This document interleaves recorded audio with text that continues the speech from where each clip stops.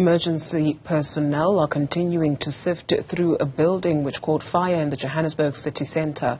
2 people died and the blaze engulfed the building on the corner of Nugget and Commissioner Street in the early hours of this morning.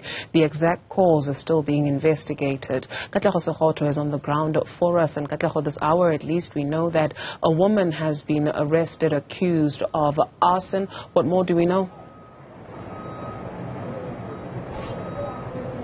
A very good morning, Dudu, indeed. Emergency service still on the ground, the firefighters here as well, although the blaze has been contained. And yes, you're right, 1 woman has been arrested, as confirmed there by the city manager, Mr. Floyd Brink, earlier on, and that 2 people have died and 4 people are still being attended to in hospital.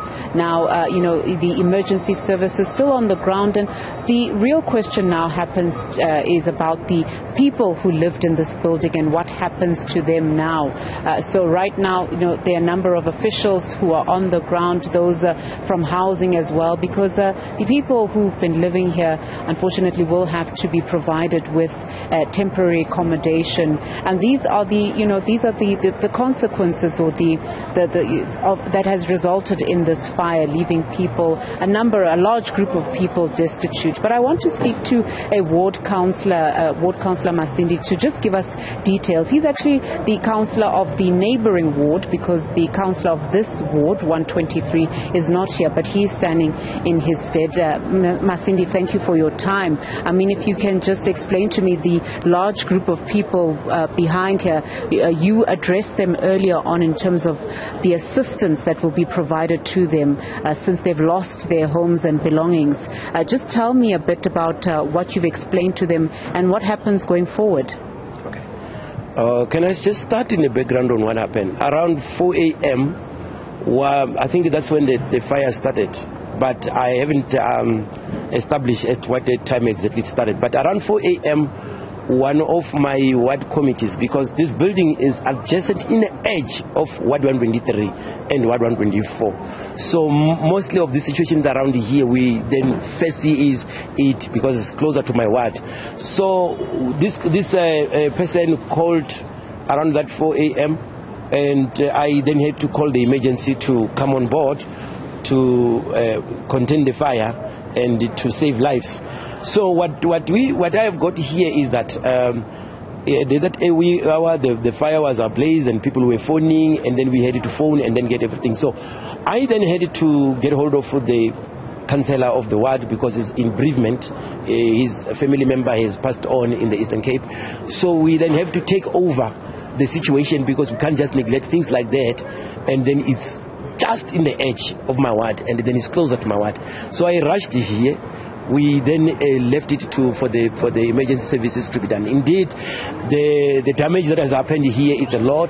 We hope that when we get the report, it might not be giving us the bad news of maybe any fatality, but we just hope that let there be no other fatality like what happened in the previous buildings.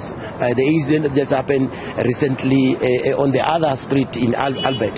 However, what I got was that the building burnt, and then the building, as you see, it's not in a good condition. It's one of the condemned buildings in the inner city. However, these are the type of the building whereby it's on court. We have got issues that are sitting in the court around this whole building and who must occupy. And on top of that, we have got this problem in the city called Seri, which is a problem to us, because when the city says this place is not habitable, then they threatened to say the city must provide alternative accommodation and all those things. And you have got all the oversaturated of issues with the issues of people that are coming here illegal and all those things, which are straining in our local resources that we have. However, we are not just sitting folding our hands. We are saying that with this situation that is here, we are trying to come on board and come on the humanitarian point.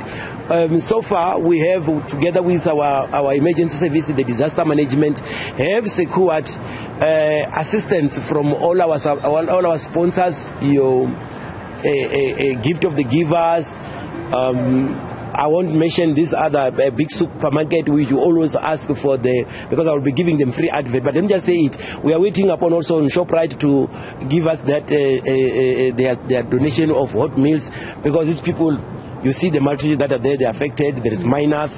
We want to do our level best to find these people temporary accommodation. However, we are saying that we want the community at large to come on board and assist us. We can't continue to have buildings that are occupied where people know that this building are a disaster. We are calling upon our community to say, stay away from these Nyamandaus, because you don't know when this disaster is coming. We are heading towards a winter now, and where all these things will be the order of the day. But however, in this whole incident, unfortunately, we lose lives, and we don't want to bleed any more lives. We just hope with the prompt response of the EMS, they've saved a lot of lives here. Otherwise, we'll be talking another thing. Thank you very much for your time. Dudu, you heard it there from the ward councillor, Mr. Masindi. They're just explaining that they will be providing support to the destitute residents of this building that is burnt down. And I just want to show you what it's looking like. As you can see, the large group there in the back, they are the people who've been left stranded now. They will be assisted in the coming hours and days in terms of food and temporary accommodation. But yes, 2 people have died here, 4 injured, and many people left stranded. Thank you very much for that report.